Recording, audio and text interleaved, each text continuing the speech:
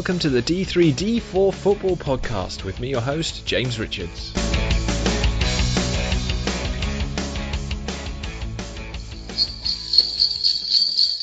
Yes, it's that time again. No budget spared for the D3D4 Football Podcast Christmas special.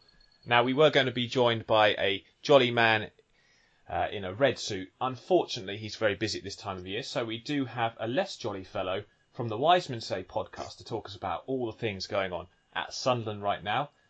Gareth, welcome to the show for your second appearance. Not quite as good as probably the last time you joined us. I think the last time I was on, we'd just been beaten 3-0 by Peterborough, so we didn't have a game this weekend, so there's a positive. I don't know. Yeah, that's the best. I'm not wearing a red suit. Best result of the season for you, the fact that your game was cancelled, probably, at the moment. And I'm also joined, of course, by original co-host Luke Saunders. How you doing, mate? Welcome back. Thank you very much, yeah. Excited to be back, been a while. And with Oxford and Cheltenham flying high, yeah, good time to come on, I think. Yeah, it's a 2/3 happy podcast this week, which is at least something. If you can hear a noise in the background, I do apologise. I've got to sort out this laptop fan, which is taking off as we speak. It's ridiculous. But we will crack on, and we're going to start by talking Sunderland. They didn't play, but Gareth is here to give us the lowdown, because we've been talking about them and giving our opinion on what's going on at the club for a couple of weeks. But we want an inside track. We want someone who watches them week in, week out, and someone who knows what is going on, what the crack is, with essentially a side far too big in terms of infrastructure, support base to be in League One. But to find them struggling like they are, Phil Parkinson obviously coming in and not ripping up any trees, as it's perhaps expected by a large majority of the Sunderland fans that he would struggle. But Gareth, come on, let's have your take. What is going on? It seems a bit of a mess from a neutral's perspective. It is a mess. You can go back to the summer and the recruitment. I mean, the squad. I know now that the thing is the squad's should be better or not good enough. The squad's not good enough. We need to improve the squad. But most, including yourselves, most people said at the start of the season, Sunderland should be top two based on the players they've got, and I would agree with that. Especially based on what obviously we talked about the rest of the division in the show, and especially what we've seen this season. In terms of standard, I don't think the division's as high as standard as last year. Certainly in what we're seeing so far. We thought, Jack Ross would, take us on a bit, and obviously he didn't. And then when he was, I think most people probably agreed. I know Chris was at Lincoln, which was his last game. It did feel as though there was time for a change, just because, and then the chairman himself said, it's time for a change, because we didn't look like we were going to get promoted. Unfortunately, on the back of that, it doesn't appear that there was an actual plan in place to replace him. It seemed like it was done on a whim. Some people had suggested that it was maybe because on the day that Jack Ross was sacked, about 2 hours beforehand, the news came through that the takeover, which was supposed to take place, fell through. And then about 3 hours later, Jack Ross was sacked. And people were kind of suggesting it might have been a bit of a deflection tactic. Whether that's true or not, who knows? But now we're kind of, since Phil Parkinson's come in, we're completely rudderless on and off the pitch, to be honest. I know obviously you guys are probably, more familiar with Phil Parkinson's work, shall we say, given you've, covered these leagues for a long time. But we did look at the stats before he came, and we were kind of sceptical about, his points per game record over the course of his career would have only given us 86 points had he maximised that when he came in. Yeah. Would have been the same as last year, which might be enough to get you top two this season, but he'd have to, level it or eclipse his best return over the course of his career. And that certainly isn't going to happen at the moment. He's kind of, I don't know what he's done to the squad. The squad looks like they're not playing for him.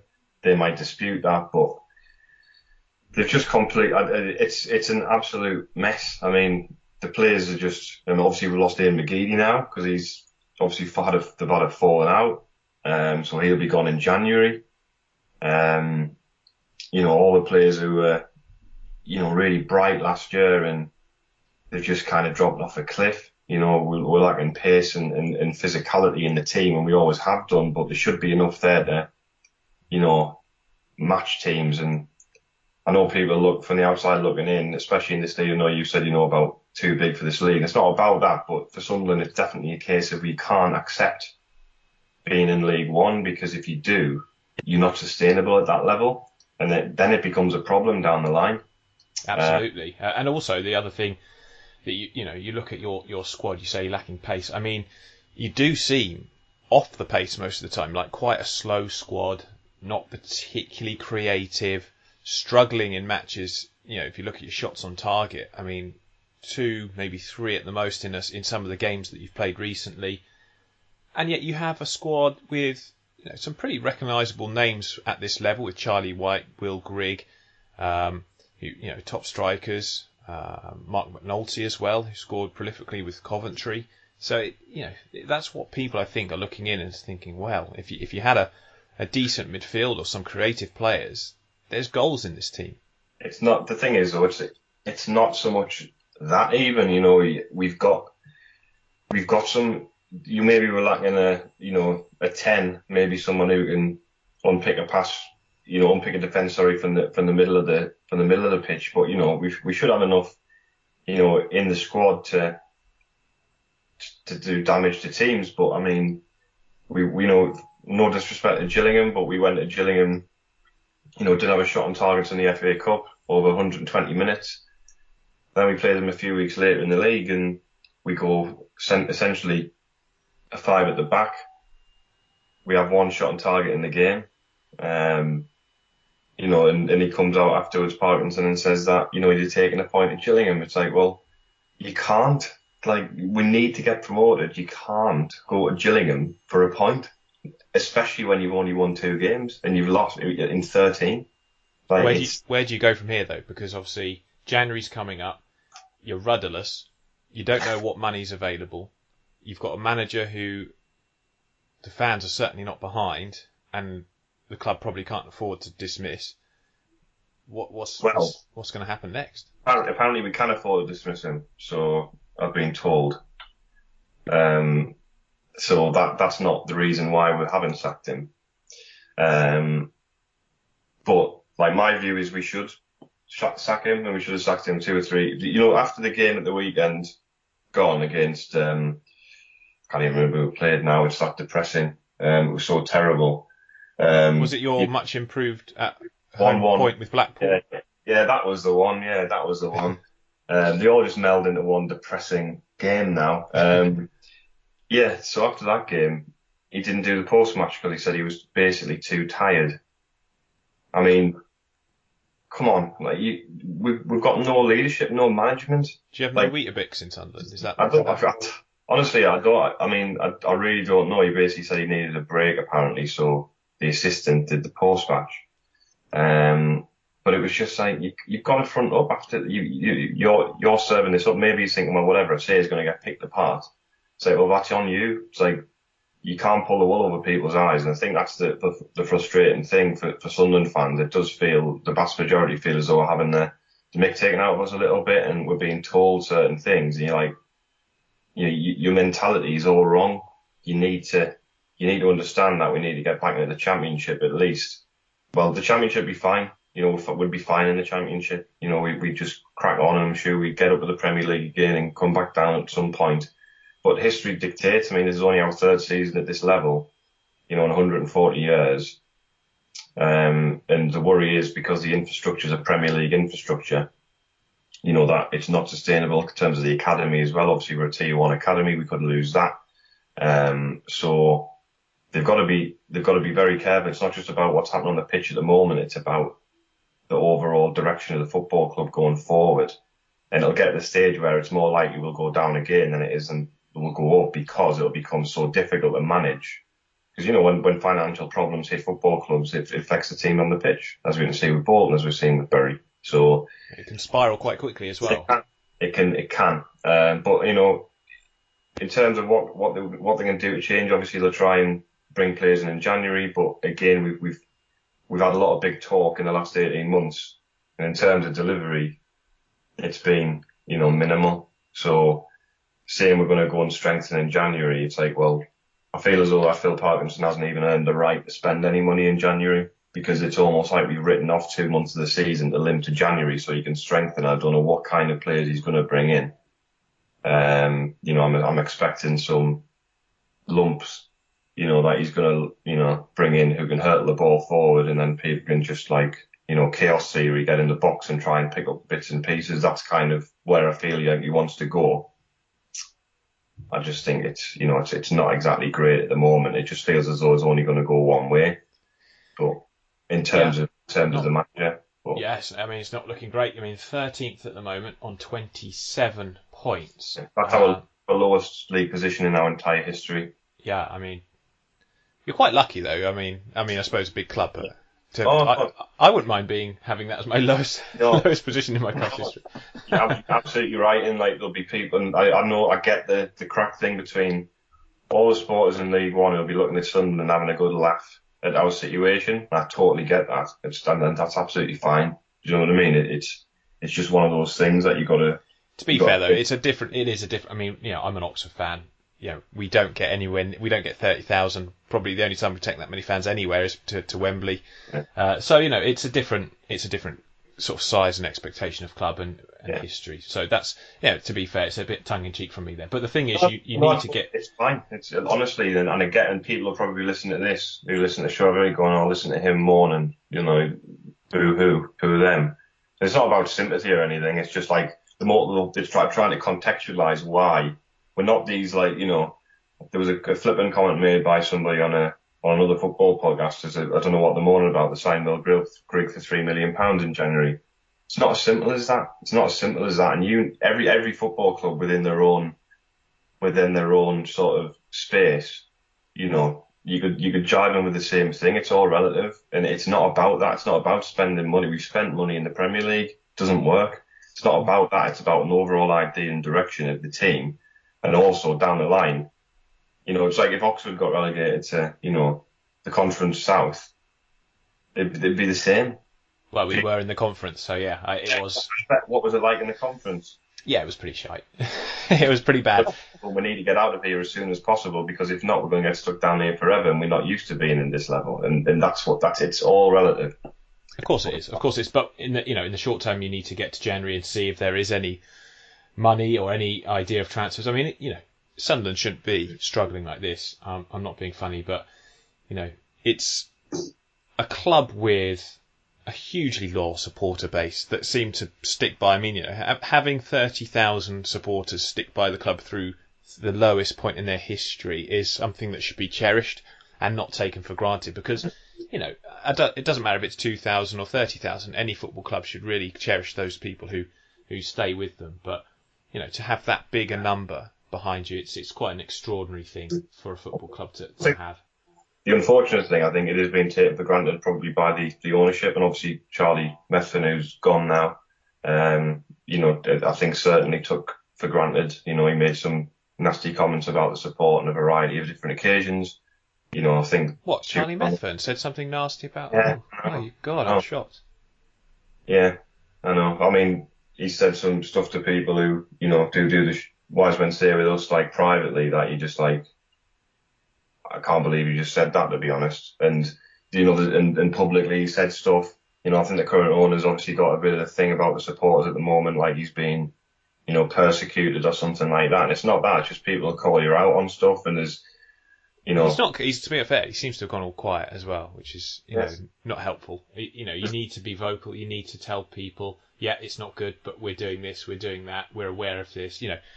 Silence does not help the situation at all.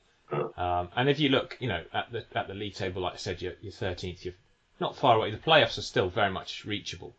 You could argue the automatics are still, if you go on a good run, but it's like I say, in the context of what's happening, it doesn't seem that likely, unless there's a sudden change of attitude and of form, and of mood. Really, the mood seems to have just descended into quite a toxic atmosphere, or one of apathy. I think is what I got from listening to you guys talk after the Blackpool game. A sense of apathy. You had your guest on there who suggested that he thought it would be quite a toxic after Blackpool scored early, quite toxic atmosphere. But fans just like, well, we expect this now. That's an unhealthy position for a club to be in. We have to move on because there's loads of other teams to chat about. And I'm going to jump in at Wycombe because Wycombe, first defeat in like a decade. It feels like. I mean, what a season they've been having. But they came to my side, Oxford, yesterday, and they, in fairness, they were pretty much outplayed. Oxford dominated the game in terms of possession, didn't give up too many chances, and Akinfenwa's red card. I saw on the TV that I think it was Michael Brown suggested that he shouldn't have been booked for the first one. I disagree with that completely. Shoved Cadden in the back of the head. I mean, you'd see that get given a yellow card most of the time, and then he rather sillily got sent off for the second, which I thought was a bit of a strange whole situation. Goran got the ball with a one-footed tackle. Their player, I'm not sure if it was Kashket or I couldn't quite see who it was, who went down, obviously trying to get Goran sent off. And in the melee that ensued, it ended up being in Wycombe's disadvantage because Akinfenwa pushed Mousinho in the throat and got a second booking. But the game didn't really seem, it could have gone either way. Wycombe defend really well. You have to admire Stewart and Charles at the back. Really good defensive unit that they've got. Didn't threaten particularly in the game, and eventually I think Oxford fans and probably Gareth Ainsworth would admit that the better side won on the day, but still leaves them going into Christmas top of the league, which is a fantastic achievement for them. I do wonder how they'll react to this defeat. It's going to be interesting to see how they get on in the new year. Lots of games at this time of year, so things change very, very quickly. But Ipswich's form, Luke, let's get your take on that, because they're another big club at this level. They impressed at the start, but their form has dipped. No wins in the last 5 in the league and a 1-0 defeat to a resurgent Portsmouth, who are a side definitely to keep an eye on in 2020. Yeah, they are. It's a rare defeat for Ipswich. I think that's 64% of their points this season have come away from home, and they've got the second best defensive record in the division after Wycombe.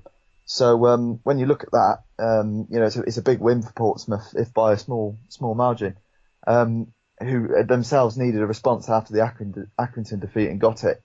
But yeah, for Ipswich, I mean, as I said, defensively they have been brilliant. They have gone on a bit of a what by their standards, considering the start they had, a bit of a wobble. The defeat to Bristol Rovers at home the week before, but they are a very solid team, and they will stay up there. So I think it's a tough game yesterday, but they'll come back from that. Yeah, we say haven't won in 5. In those 5 games, they have played Blackpool, Wycombe, Coventry, and of course, Bristol Rovers and Portsmouth. These are all sides right at the top end of the table, so you can't argue that they haven't had a tough run of fixtures. But whether that will be costly come the end of the season, still plenty of time left. But Portsmouth, I'm really enjoying seeing them resurge up the table. Resurge, is that a word? I don't know. It is now, anyway. But they've been excellent, and I think the fans that wanted Kenny Jackett to go really, it irked me slightly, because I thought, come on, man, he's a good manager. He's having a small blip, probably his first since he's been at Portsmouth, and the fans are all over him. But since then they've climbed the table. They're moving in the right direction. They've played. They've got 31 points now, so they're only 2 off the playoff places, 5 I think off the automatics, and I can see with their squad coming together. I know that Kenny Jackett's talked about getting a new centre back in January just to shore things up a little bit. But I think they'll have a very good second half of the season, and they are probably the team to watch. The other team I keep harking on about, and I'm sorry to keep doing this, but it's Shrewsbury. They very much impress me. They've got like I say, good squad depth, and Luke, another win yesterday at Blackpool of all places. Yeah, absolutely, a great result for them against one of the more potent attacks in League One. 7 points from a possible 9 against 6th, 7th, and 8th. So that's a really, really good 3 matches for Sam Rickett. So yeah, they are. They're just coming under the radar and looking quite good. They are. I'm a big fan of what they're doing. Josh Laurent playing really well in midfield at the moment. His stats are reasonable, but I think the eye test is perhaps with him where you're seeing his dominance at the centre of the park. They've got a big, strong defensive line. Aaron Pierre's really impressed this season. And Gareth, one player that has been superb, is Donald Love, who was terrible for Sunderland.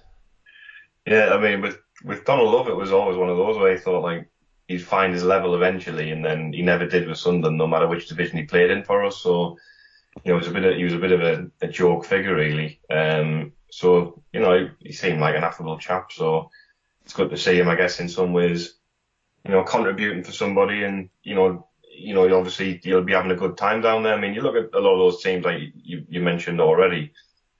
Shrewsbury, they are functional and they know the job, and they know what they're supposed to be doing in the game. And there's a lot of teams like that in the league this year, I feel, that are hard to play against because they're so well organised and they know the limitations, but at the same time they know how to get results. So I would lump Gillingham into that as well with the team seen this season, especially, a lot of teams in that last season we had been mid to lower table might have a sneaking chance of getting into that sort of top 6th, 7th, 8th position this year, because it doesn't feel as though any of the teams who you'd bracket as the top ones really want to, grab it by the scruff of the neck, really. So, but yeah, I mean, someone like Donald Love, he should be good enough and improve a team in League One. So it's not surprising in some respects that a player who was rubbish for Sunderland has gone on and done all right somewhere else. I mean, you've got Goran, haven't you, at Oxford? There's another one who was at Sunderland as a kid. He's done quite well at Oxford. So yeah, there tends to be a trend of players leaving Sunderland and then doing very well, or then being good and then coming to Sunderland and being rubbish. So it tends to be a thing. But anyway, yeah. Yeah, indeed. Well, he's done really well. He's put in a number of. I think he leads Shrewsbury in the number of key passes he's played. So he's certainly picking out the sort of the through balls and the passes to dangerous areas of the pitch, which is excellent for him. Playing as a right wing back most of the time and being superb. So well done to him. Excellent to see for Shrewsbury, and another important victory. Real struggle for the sides at the top yesterday, with obviously Ipswich, Wycombe and Blackpool all losing.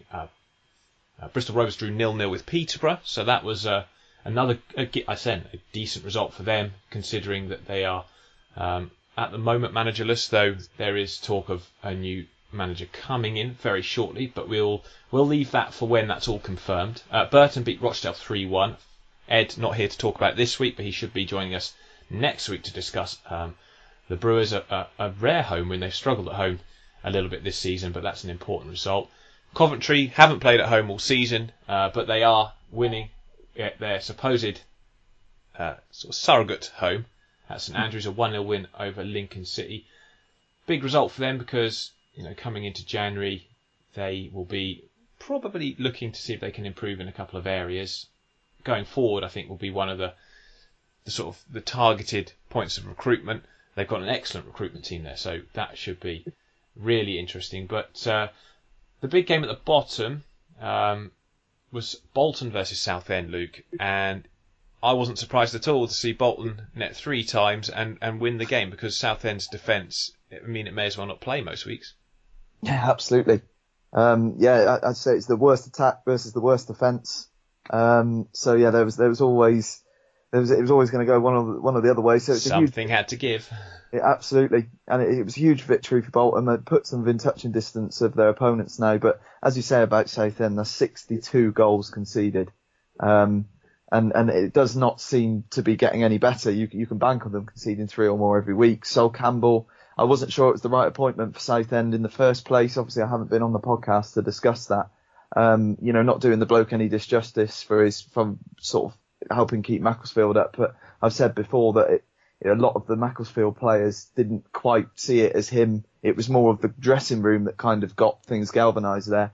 And I think in a League One relegation battle, it perhaps wasn't the right appointment for me.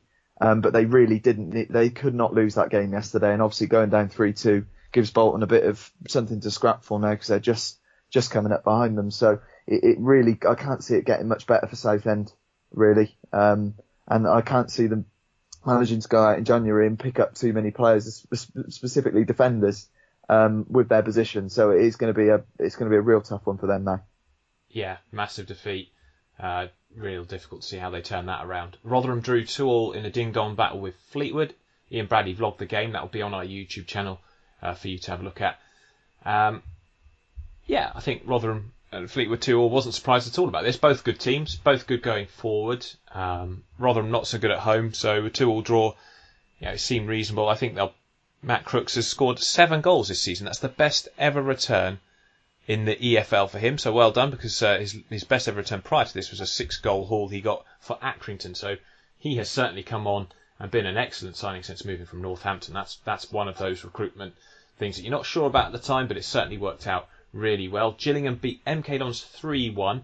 MK Dons sliding back to their old habits, some poor defending, but a really interesting strike partnership between Mikael Mandron and Brandon Hanlon. I was going to say this, yeah.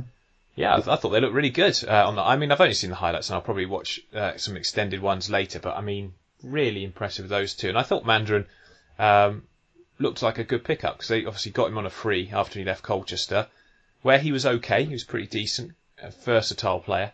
And that's an impressive win for Gills. They obviously need to do a bit more against better sides, but they've left themselves in with a number of teams, Luke, that can make a run for those playoff places.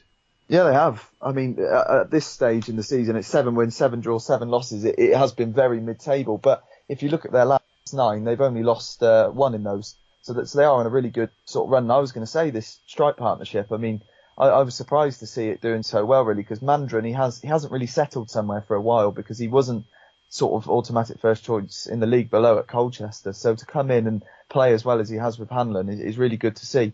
I mean, that sort of diamond for them. But interesting, yesterday they only had 27% of the ball. Yeah, I noticed that. So, fair play to them. They're on a really good run, and they're going well, especially at home. Tranmere, massive win for them as well. 1-0 home win against AFC Wimbledon, who've been in good form since Glenn Hodges took over. Mickey Mellon's side grabbing the win. Could have taken a little bit of a bigger victory here, bigger margin. Connor Jennings hitting the post near the end, but on the pitch, and a lot of pitches are really struggling. I mean, I was going to say, that was awful. A deluge of weather, though, isn't it? Like the weather we've had. My back garden, I could get a boat and still probably not touch the bottom. I mean, it's so bad. And a fox has eaten my gold net. So if anyone's got a gold net that they could donate, I'd be very much appreciated, because that's outrageous. When I find that fox, I tell you, he's in big trouble. But so it leaves the bottom of the table looking pretty depressing going into Christmas. But Accrington, before we forget, they got a 1-1 draw with Doncaster. Doncaster are an interesting team, guys, because they are iffy in form. Fan base is a little bit sort of thinking, are we just plodding along this season? There's talk of a couple of signings coming in January, but not much business, I would imagine, is going to be done. It could go either way for them this season, could. So it's one to keep an eye on. But Doncaster at the moment in 15th, currently sitting, I think, about 7 points above the relegation zone and 8 points away from the playoffs. So literally could go either way. But at the top of the table, we've got Wycombe, 43 points heading into Christmas, with Peterborough at second joint. Second, you could argue. I mean, a goal difference there, second. 36 points apiece between them and Ipswich. Bristol Rovers in fourth. What a first half of the season it's been for them. 35 points. Coventry and Oxford in sixth as it stands, with Blackpool, Rotherham, Fleetwood just outside as it looks at the bottom. Bolton on 5 points. Remember, they started on -12, so actually not doing too bad. With Southend on 7. 7 points, really bad. 62 goals conceded. A -38 goal difference for the Shrimpers at the moment. MK Dons fill the bottom 3 as it stands with 17 points, 3-point gap between them and AFC Wimbledon and Tranmere, who are just outside. Right, let's jump in to League 2. League 2. And Grimsby took on Scunthorpe. Now, this has been this derby for quite some time. I do know the figure, but I didn't write it down, so I've completely forgotten it.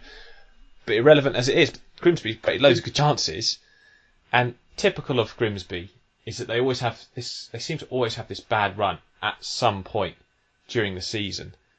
And Luke, theirs is very much happening right now. Yeah, absolutely. I think the stat's something around 40 years. But yeah, Grimsby, it is. I mean, if you look at their results, it's been miserly. They've not scored a league goal in 7. They found the net just once in 9 matches in League 2, and that was, I think, a 2-1 away defeat. And to lose this game in what was, well, it was a derby, obviously. I mean, it is miserable for them. And there have been times, as you say, they always go on a really poor run over the last couple of seasons. There seems to be a sort of a few sort of weeks where they struggle, but this really has been terrible for them, and that will hurt losing to Scunthorpe yesterday, who are in contrast second in the form table, and are looking really, really good as they push up. I think they're on the fact that Grimsby haven't scored in 7. I think Scunthorpe are on a similar run where they haven't been beaten in that sort of amount of time. So yeah, really, really bad for Grimsby. They don't seem to be having a bounce at all. And something needs to change there for sure. Definitely a new manager in sooner rather than later. Ethan Robson, will he be recalled to Sunderland, Gareth, do you think, in the window? I mean, probably. He's a bit different to the options we've got at the moment. Probably would be more similar in terms of options to George Dobson. But he's got a little bit of height in there. He's been in Sunderland a long time, and he's never quite, broken into the team. He's been a bit unlucky with injuries. Sort of, he's not young. He's 22, 23. So, really he needs to be playing. So it's good that he's got out and I know that the previous, manager, Jack Ross, and his team rated him quite highly. So it was a bit of a surprise he went out, but we did have quite a big squad. But now things have dropped off to an extent. I get the feeling that anyone we can get back who, could add something to the squad, just a bit of difference. And obviously he's our player and he's not going to cost anything. I think it'll be appeal to them to bring him back. So I think I'd bring him back and give him a go. I mean, he's a Sunderland lad, Sunderland supporter. So, if he'd be chomping at the bit, I imagine. I'm sure he's enjoying his time, playing regular games. But I bet he's looking at our situation at the moment, thinking I can make a difference in that team. So let's hope if he does come back, he does come in and. Grimsby, weird to see why they have these sort of runs, but really poor at the moment from them, and their fans think they've been found out a bit, haven't changed their style of play from the ones that I spoke to on Twitter, but not good. Owen Doyle, by contrast, he scored 14 goals in the last, I think, 10 games in a row. This guy is unbelievable, Luke. He hasn't ever obviously done. I mean, there's no official record. This is since Opta started collecting data. Apparently, the longest streak in history. So, unbelievable run he's on. Yeah, it is, and it says a lot when sort of national media are talking about something going on in League Two. Yeah. So he has been absolutely brilliant. He's so important. Him and Yates, the two.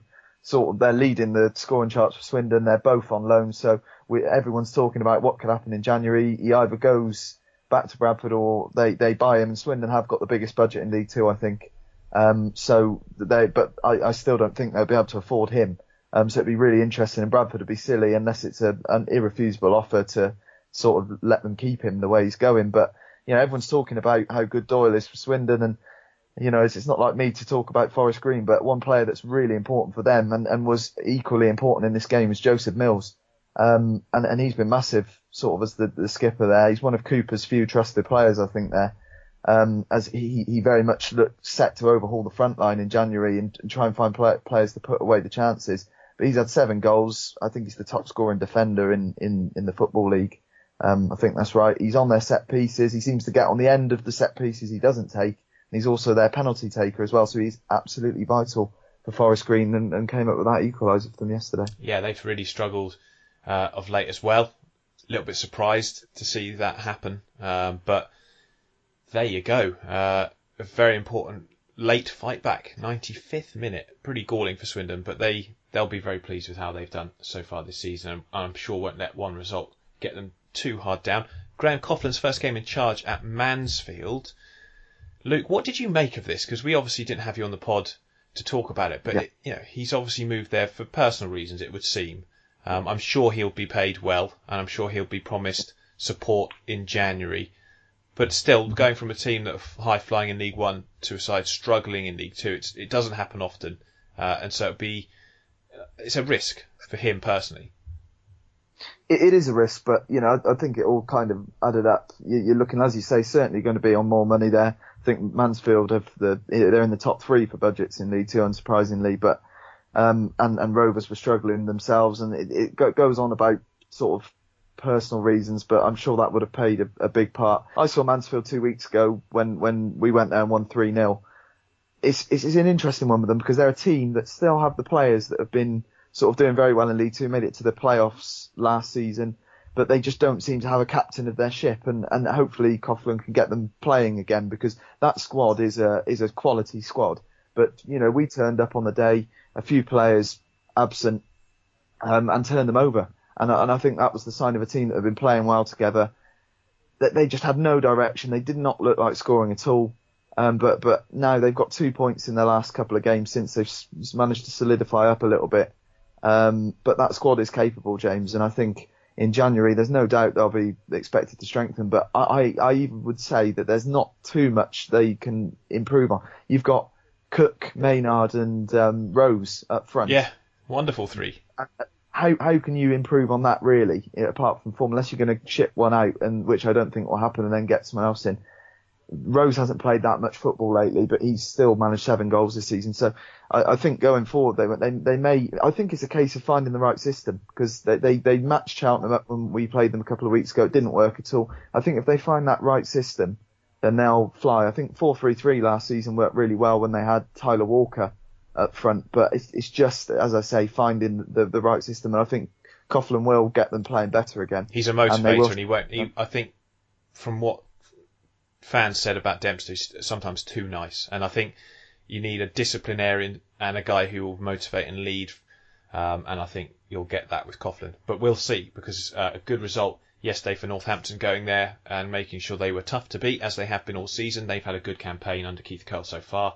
And they've got a good squad. So, in fact, loads of goals in League Two yesterday. Obviously, Bradford, they drew 1-1 with Salford. Salford grabbing a late equaliser, sort of 11 minutes to go. Rooney getting it.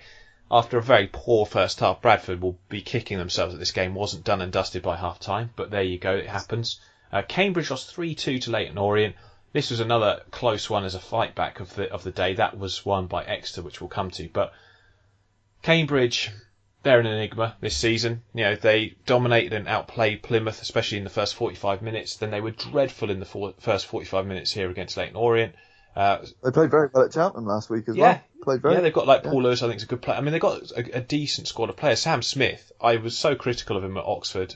He didn't do very much at Shrewsbury, but he's found his feet a little bit at Cambridge, and he's started to score goals and look quite dangerous. So I'm pleased for him because, you know, he's a young player who put in a lot of effort and endeavour, but it didn't quite happen for him last season. He's found a club to do well. Leyton Orient, massive victory for them because they've been, I think it was 10 games without win in the league before this. Going into Christmas, you do not want that extended, especially where you've got like the situation with the manager. They already employed Carl Fletcher. 29 days later, they get rid of him. Ross Embleton comes back in, and you know this is not very stable and not really the best sort of situation to be in for a club. But I think this could be a bye season for a lot of these teams who are not quite sure where they're going or struggling because of the situation that we'll talk about just shortly with Macclesfield. Morecambe, massive win for them.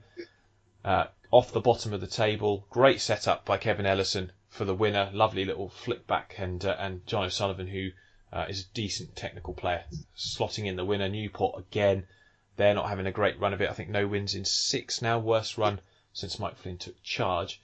That opened the door for Stevenage, which they really couldn't take. 5-1 defeat against Crewe. Crewe are an interesting team, Gareth, because they bring through all their good young players. They play them week in, week out, and support them with a decent core of veterans. Is this a route, I was thinking, that Sunderland, with their great academy, could sort of take a little bit more, or is it just not something that can happen at a club that size? Most of our younger players are playing, to be honest, now because of the situation. So, you know, people who've come through, people like Lyndon Gooch, you know, Embleton came back, but he's got his hamstring, and he's been out for about 3 months. Obviously Ethan Robson's out on loan. Ballymumba's a little bit young, and he's kind of dipped back into the under 18s, under 21s. Obviously Benji Kimpioka, who scored against Coventry, is the one. But I mean, obviously we sold Josh Madger, we sold Joel Asoro. So, I mean, the academy's an issue for us at the moment as well, because the academy teams, I know you're saying about building a team about young players. Well, you know, between them, they've won 1 game this season. Terrific. So, you know, they've lost the under-21s. I believe have lost all but actually I don't think I think the under-21s actually won a game. I think they might have drawn a game and lost every other one. Oh, this culture is running through the team then. Yeah, and the 18s. I think the 18s are having to kind of step up to the 21s. So, and then obviously younger age groups having to come into the 18s. So, what are your under 12s like? Actually, to be fair, I think they're doing all right. Maybe the 30,000 could go and watch them each week. Maybe. But as I say, I know what you're saying, but we tend to sell them on. Obviously the better ones like Madger and Pickford in recent times. Jordan Henderson, obviously. Yeah. Lift the Champions League and the World Club Championship last night. So I think in an ideal world, every club would want to do that, wouldn't it? Because everyone loves to see the local young players in the team. But in football now, if a player's better than the team they're playing at, there's an absolute urgency from everybody around to move them on. And that comes from, clubs that are interested and obviously the media and stuff like that. Assuming someone's half decent, they're telling them to say they need to move to a top 6 club. Oh, that's just insane, though, because then they never play and they disappear. Yeah.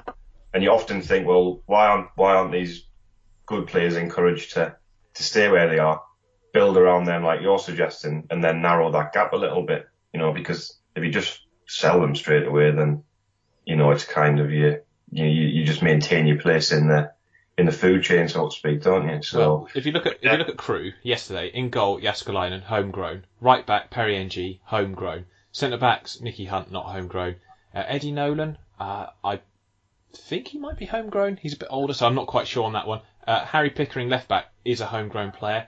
Lowry in midfield, homegrown player. Ryan Wintle, very good player, homegrown player. Tom Finney in midfield, homegrown player. Daniel Powell, not. Right wing, obviously signed from Northampton this summer. Chuma Anine, I think he's on loan from a Norwegian or Danish club, but he's not homegrown. Charlie Kirk is homegrown, and then 2 of the subs that came on were both homegrown. So this is an unbelievable squad of young players that have come through the Crewe Academy. I mean, it's ridiculous when you look at that. That's like more than half the team, all from their academy. They beat Stevenage 5-1.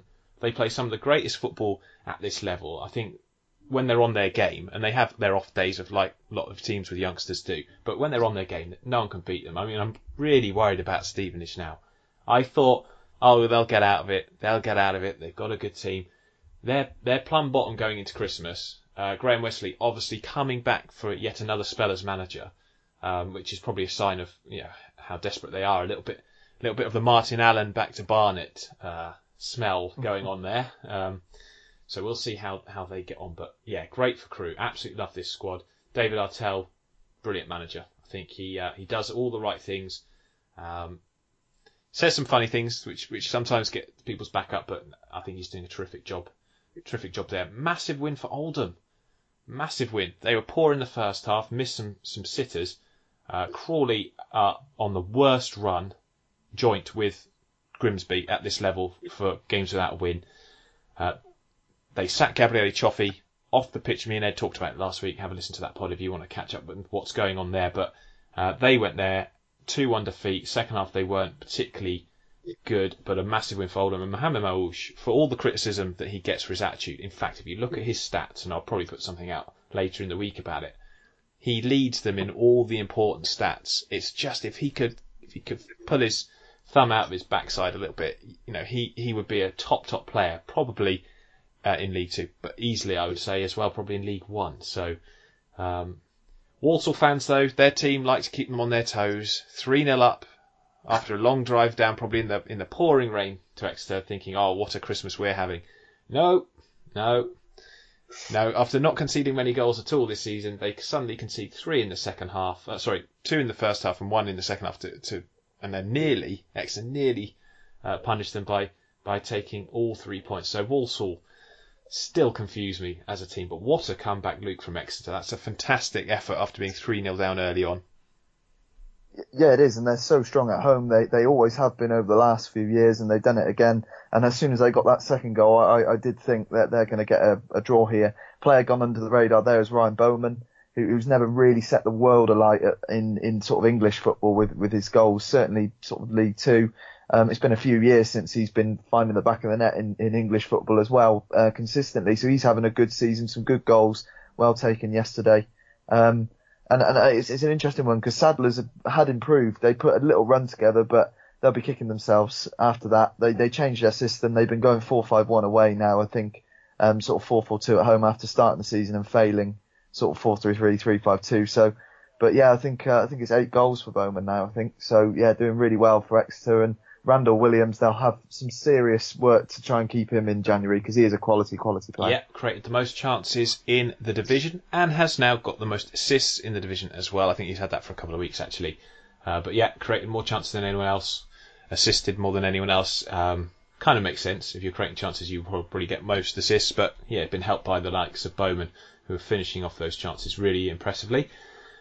Colchester beating Carlisle 3-0. Wonderful victory for them. Again, on a pitch that really struggled due to the deluge of rain that we've been having. Carlisle, though, big concerns. Again, they might get away with it this season because of the situation with Macclesfield. But really poor campaign. Chris Beach hasn't won, I don't think, in the league yet with them. He did win the FA Cup, but had a few draws. His first defeat, and it was a horrendous one as well. So not a good day for them. Port Vale, Cheltenham, Luke, a good point for you boys because it's not an easy place to go. No, it isn't, especially after they beat us in the FA Cup a few weeks ago. But it was a really good game, 2 contrasting styles, and therefore a great game to watch. We had a few key players out, missing Chris Hussey, who's a massive sort of way that Cheltenham like to play, sort of on the left-hand side. We tend to use the flanks really well, but really good point yesterday. 9 unbeaten away from home, with the best defensive record and least amount of defeats in League Two. So we're plodding on nicely, doing really well, considering last season it was really poor away from home, really solidified now. And the lesson had been learned from the FA Cup defeat. Port Vale did like to get a lot of balls into the box. We expected that. One of their goal did come through an own goal from Tozer because of getting the ball in, but we dealt with Tom Pope a lot better. And I think Alex Haddai, 7 goals this season, maybe going under the radar on the bigger picture. He's having a really good season since sort of converting to a centre forward. Yeah, so a really good point against a really good team. So things are moving on nicely. Very hard to beat team. So Michael continues to do a really good job with it, with a good group of players there. Excellent stuff. And 4th going into Christmas, speaking to you pre-season, you'd have bitten your hand off for that. Absolutely. I think everyone at Charlton Town is certainly been bitten your hand off for that, definitely. Right, well, Macclesfield, not much else to add to what we've said about them in the past, but still unable to fulfil fixtures. They had a 6-point deduction already, 4 suspended, which you imagine will be added on now because they've gone gone another week without being able to fill a fixture, this time due to a safety certificate issue. I don't know what's going on. I mean, it's really difficult to see how they get out of this. Talk of an impending takeover, but again, pinch of salt from me on that because we saw it so much with Bury. But I just hope that all the players and the supporters get this sorted sooner rather than later because it's a tragedy waiting to happen again. Lessons have not been learnt by the looks of it. In the wider scheme of football, something needs to change, and that puts them 2 points above, as it stands, 2 points above the relegation zone. I mean, it could be that their points deduction sees them get relegated regardless. It could see them not be able to fill their fixtures for the rest of the season, see them get kicked out and no one go down this season. I mean, either way, it's a right old mess. And I do feel for the Plymouth fans that had already travelled up to Macclesfield that 6-hour journey only for it to be called off, which is just embarrassing. I think the EFL have to look at themselves there, and they should have called it off a lot earlier if there was any doubt. I think you've got to have at least a 24-hour cut-off in these situations. But as it stands, going into Christmas, the League 2 table looks like this. Swindon top on 43 points, Exeter second, Crewe third, 38 points, 2 ahead of Cheltenham. Bradford, Forest Green and Northampton making up those other playoff places, with Colchester and Plymouth just outside as it stands. Port Vale in 10th, only 5 points off the playoffs. Pretty good. At the bottom, Stevenage are bottom. They are bottom by 2 points. Morecambe and Macclesfield above them. Obviously, that could all change with the Macclesfield situation, and we'll keep a close eye on it all. But I hope everyone listening to this has an absolutely lovely Christmas and New Year. I'll be back with Chris and Ed to bring you a roundup of everything that happens over this busy fixture period. We'll let you know when that's going to be, because we'll have to arrange it to try and cover as many games off as possible. Thank you to anyone who's been a patron for us this year. Hugely appreciate it. And just, Luke, brilliant to have you back on the pod, mate. Thank you very much. Enjoyed it. Enjoyed it as always. Have a great Christmas, mate. And Gareth, really appreciate your input today from a Sunderland perspective. I hope things improve in the new year for you. Thank you very much. Thanks for having me again. Maybe next time I come on, we can talk about the Sunderland win or something like that. Let's hope so. Right, well, no budget spared, as I said. Until then, see you guys later. Goodbye.